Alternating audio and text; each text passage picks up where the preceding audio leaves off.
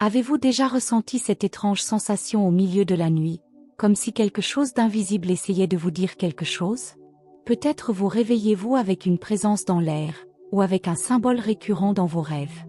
Une image, une phrase qui résonne dans votre esprit, même sans vous souvenir d'où elle vient.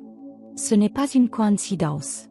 Beaucoup de gens ignorent ce qui se passe pendant leur sommeil, comme si les rêves n'étaient que le fruit de l'imagination. Mais si je vous disais qu'il y a quelque chose de plus grand derrière tout cela, que, pendant que votre corps repose, votre âme est plus éveillée que jamais. Dieu parle. Et bien souvent, il choisit le silence de la nuit pour se révéler. Peut-être avez-vous déjà rêvé d'eau turbulente, de serpents silencieux, ou de portes qui n'existent pas dans ce monde mais qui vous ont marqué comme si elles étaient réelles. Ce sont des codes spirituels, envoyés directement à ceux qui ont la sensibilité d'écouter. Ne sous-estimez pas ce que vous voyez quand vous fermez les yeux. Le ciel n'envoie pas d'images par hasard. Les rêves envoyés par Dieu ne sont pas aléatoires. Ils portent des questions, des réponses, des avertissements, et souvent des directions. Et si vous lisez ceci maintenant, sachez que ce n'est pas par simple curiosité. C'est parce que votre âme reconnaît que quelque chose de plus grand est en mouvement. La nuit n'est pas seulement un moment de repos. C'est lorsque l'invisible se déplace. C'est lorsque l'esprit reçoit ce que les yeux ne peuvent pas voir le jour. Alors, faites attention, ce que vous faites de vos rêves peut changer votre destin. Si vous avez déjà rêvé d'eau, comprenez, ce n'est pas qu'un simple symbole. C'est un langage spirituel puissant. L'eau calme indique un alignement. Vous pouvez même en douter, mais le ciel vous dit, continuez, vous êtes sur la bonne voie. Mais si l'eau dans votre rêve était agitée, sombre, ou si vous étiez en train de vous noyer, ce n'est pas juste une frayeur nocturne. C'est un appel à l'attention. Cela peut révéler des émotions refoulées, des douleurs que vous avez enterrées si profondément que vous avez oublié qu'elles existaient. Et Dieu vous montre, il est temps d'affronter ce que vous avez évité. Et encore, la manière dont vous avez réagi à l'eau dans le rêve révèle comment vous avez réagi à la présence de Dieu. Essayez-vous de contrôler? Ou vous abandonnez-vous au flux? Arrêtez-vous maintenant et réfléchissez. La prochaine fois que vous rêverez d'eau, ne demandez pas « Que signifie cela ?» Demandez « Seigneur, où voulez-vous que je sois conduit alors que je résiste encore par peur ?» Et ce n'est que le début. Si votre rêve contient un serpent, c'est aussi plus que ce que cela semble être. Ce n'est pas juste un cauchemar, c'est un avertissement. Le serpent ne parle pas, mais il avertit. C'est le signe que quelque chose ne va pas autour de vous, même si vous n'avez pas encore le courage de le voir. Une morsure dans le rêve peut signifier trahison, fausseté, paroles empoisonnées de quelqu'un de proche. Faites attention à l'endroit de la morsure. À la main, on essaie de bloquer vos projets. Et aux pieds, on veut vous détourner du chemin. Et si le serpent était caché, derrière quelqu'un de chair? Ce n'est pas de la paranoïa. C'est du discernement. L'ennemi, souvent, s'approche déguisé. Maintenant, si dans le rêve vous avez tué le serpent, célébrez. Cela représente une victoire spirituelle. Une bataille gagnée dans l'invisible. Ces rêves ne sont pas là pour vous effrayer. Ils sont là pour vous réveiller. N'ignorez pas ce que le ciel essaie de vous dire. Chaque symbole porte un appel. Chaque image peut être une clé. Et si vous avez lu jusqu'ici, vous savez, cela vous a été envoyé directement. Laissez un like, maintenant si vous sentez que Dieu vous a déjà parlé à travers un rêve. Et écrivez 89 dans les commentaires, car le psaume 89 déclare que le Seigneur règne, et quand il parle, même la nuit doit se taire. Êtes-vous prêt à comprendre ce que le ciel veut vous montrer? Alors restez ici. Parce que ce qui vient ensuite pourrait être exactement la révélation que votre âme attendait. Toutes les prières ne sont pas des bénédictions. Toutes les paroles douces ne viennent pas d'un cœur pur. Il y a des gens qui déguisent du poison sous l'apparence du soin. Et quand vous rêvez d'un serpent, ce n'est pas un hasard, c'est une révélation. La prochaine fois que ce symbole apparaîtra dans vos rêves, ne paniquez pas. Soyez audacieux. Interrogez. Demandez à Dieu, qui est assez proche pour me blesser, mais assez silencieux pour se cacher? Parce que le serpent indique le déguisement, mais le rêve suivant montre une ouverture, ce que Dieu est sur le point de révéler. Quand une porte apparaît dans vos rêves, ne la considérez pas comme un détail sans importance.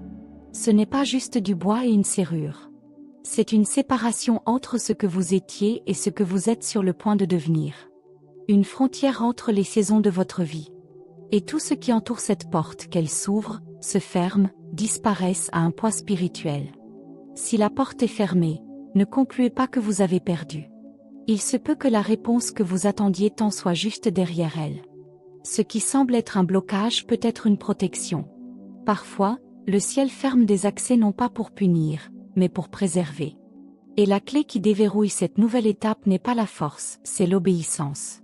Mais attention, si dans le rêve quelqu'un essaie de forcer l'entrée par cette porte, ou si quelque chose d'étrange semble franchir vos limites, considérez cela comme une alerte spirituelle. Quelqu'un peut tenter de toucher ce qui est à vous sans autorisation divine. Dieu permet ces rêves pour vous rappeler, toute opportunité ne vient pas de Dieu, tout chemin ouvert n'est pas sûr.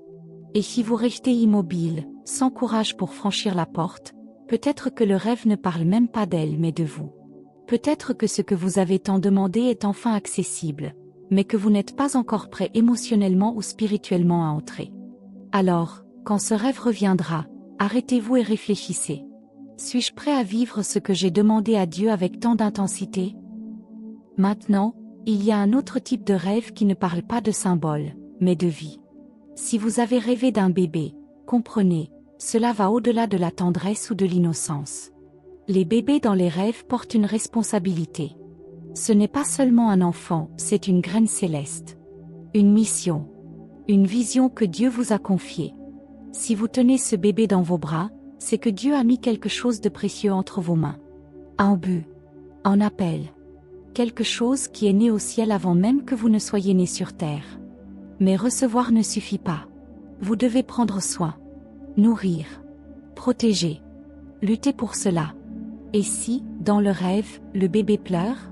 Faites attention, cela peut être votre destin criant pour attirer votre attention. Un don négligé. Un appel que vous remettez à plus tard. Et le temps d'attendre est fini. Maintenant, si le bébé apparaît abandonné, c'est sérieux. Cela signifie que vous vous êtes éloigné de quelque chose d'éternel. Un projet, une mission, un don qui a été laissé derrière. Et comme un nouveau-né sans soin, il peut mourir. Mais comprenez, cela ne concerne pas seulement la paternité ou la maternité littérale. Ce bébé peut être votre idée, votre rêve, votre vision, ce que personne ne voit, mais que vous sentez grandir en vous. C'est cela que l'ennemi craint. Pas ce que vous êtes aujourd'hui, mais ce que vous êtes sur le point de devenir. Et c'est pourquoi les luttes se sont intensifiées. C'est pourquoi vos rêves sont devenus plus forts. Quelque chose en vous prend forme. Alors, la prochaine fois que ce rêve reviendra, ne demandez pas « que signifie cela ?»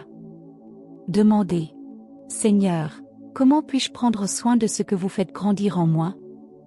Et maintenant, nous entrons dans un terrain encore plus profond, où le spirituel touche l'émotionnel, où le passé tente de s'infiltrer dans le présent. Si quelqu'un qui est déjà mort apparaît dans vos rêves, ne prenez pas cela seulement comme de la nostalgie. Cela peut être plus. Parfois, c'est le ciel qui s'approche de vous à travers une figure familière. Cela peut être une parole, un regard, ou même le simple fait de vous réveiller les yeux embués. Ne rejetez pas cela comme une émotion passagère. Cela peut être une guérison, une réponse, une instruction que votre âme avait besoin de recevoir en silence. Et oui, dans certains cas, c'est aussi un appel ancestral. Un écho du but qui traverse les générations. Un contact de l'invisible dans votre moment le plus vulnérable. Maintenant, c'est à vous. Ne traitez pas vos rêves comme de simples bruits de la nuit. Ils peuvent être des avertissements, des clés, des invitations, des codes qui demandent discernement et action. Si vous avez senti que ce message vous parlait, ne le gardez pas pour vous. Partagez, mettez un like, et écrivez « clé » dans les commentaires. Car il y a des portes qui vous attendent. Mais il faut reconnaître les signes avant qu'elles ne s'ouvrent. Êtes-vous prêt à traverser? Le ciel a déjà parlé. Maintenant, c'est votre tour. Mais attention, toute présence n'est pas envoyée par Dieu. L'ennemi sait se déguiser. Il existe des rêves qui ne sont que des copies, déguisements, distractions, pièges. Comment savoir ce qui vient vraiment d'en haut et ce qui a été planté pour vous faire tomber? La réponse ne se trouve pas dans les paroles du rêve, mais dans ce qui reste après votre réveil. Si vous vous réveillez en paix, avec clarté, avec une certitude qui atteint votre intime. Faites confiance. Le ciel vous a visité. Mais si vous vous réveillez avec peur, confusion ou une obsession étrange, méfiez-vous. Cela peut avoir été une tentative de vous distraire spirituellement. C'est pourquoi, quand quelqu'un qui est déjà parti apparaît dans votre rêve, ne réagissez pas seulement avec émotion. Demandez avec discernement. Seigneur, cela vient-il de toi? Ou est-ce juste une ombre au visage de quelqu'un que j'ai connu? Parce que celui qui est choisi par Dieu n'est pas seulement quelqu'un qui rêve. C'est quelqu'un qui veille sur les portails spirituels. Et tous les esprits n'ont pas la permission d'entrer. Puis vient un autre type de rêve. Celui qui ne vous ramène pas au passé, mais vous arrache au présent. Avez-vous déjà rêvé que vous tombiez? Et vous êtes réveillé avec le cœur battant, le corps en alerte, comme si quelque chose vous avait tiré en arrière? Vous pourriez penser que ce n'est que de l'anxiété. Mais ce n'est pas seulement cela. C'est spirituel. Quand Dieu vous permet de tomber dans un rêve, ce n'est pas une punition. C'est un repositionnement. Il vous dit: tu portes quelque chose qui ne fait plus partie de ton destin. Cela peut être une relation, une fonction, un titre, une identité qui a déjà été utile, mais qui est maintenant dépassée. Pourtant, nous nous accrochons fermement à ce que le ciel a déjà laissé derrière lui. Ou peut-être vous êtes-vous accroché à des illusions, une fausse sensation de contrôle, de stabilité. Mais tout cela a été construit sur la peur et non sur la foi. Alors, quand vient la chute, comprenez. Ce n'est pas la fin. C'est Dieu qui fait tomber ce qui n'était pas vrai avant que tout ne tombe avec vous. Même quand on dirait que vous êtes tombé directement sur le sol. Il tient encore votre main. Ce que vous pensiez être une erreur était en réalité le début d'une reconstruction réelle, fondée sur la vérité, pas sur l'illusion. Et voici la clé que peu de gens remarquent. Tomber dans un rêve ne signifie pas que quelque chose de mauvais va arriver. Cela peut être, au contraire, que vous êtes enfin en train de vous séparer de ce qui n'a jamais été vous. Ego. Orgueil. Le désir de tout contrôler. Peut-être que la bonne question n'est pas « Pourquoi suis-je tombé ?», mais plutôt « Sur quoi ai-je construit mon identité qui est maintenant brisée par Dieu ?» La chute, dans ce cas, ne représente pas une fin. C'est le début de quelque chose avec des racines profondes. Et quand vous vous réveillerez essoufflé, confus, effrayé, écoutez. Même quand tout s'écroule, je reste ta fondation. Mais que se passe-t-il quand la chute se termine, et pourtant, vous sentez que quelque chose vous observe? Même sans rien voir, vous ressentez, il y a quelqu'un ou quelque chose là. Préparez-vous, ce rêve ne touche pas votre corps. Il touche votre atmosphère. Il n'apporte ni monstre, ni feu, ni chute. Il n'y a pas de chaos. Il y a juste une présence. Une sensation d'être exposé, observé par quelque chose d'invisible, et en même temps, très réel. Vous regardez autour de vous. Tout semble normal. Mais l'air est lourd. C'est comme si l'invisible savait qui vous êtes parce qu'il sait. Ce n'est pas de la paranoïa. C'est un pacte spirituel. Vous avez franchi une frontière. Maintenant, vous êtes sur le radar. Et pas seulement du ciel. L'enfer vous remarque aussi. Parce que quand quelqu'un est marqué par un appel, il cesse d'être invisible. Les anges suivent vos pas. Les démons étudient vos faiblesses. Le monde spirituel vous reconnaît. Et les rêves, oui, ils savent qui vous êtes. Ce type de rêve est une alerte.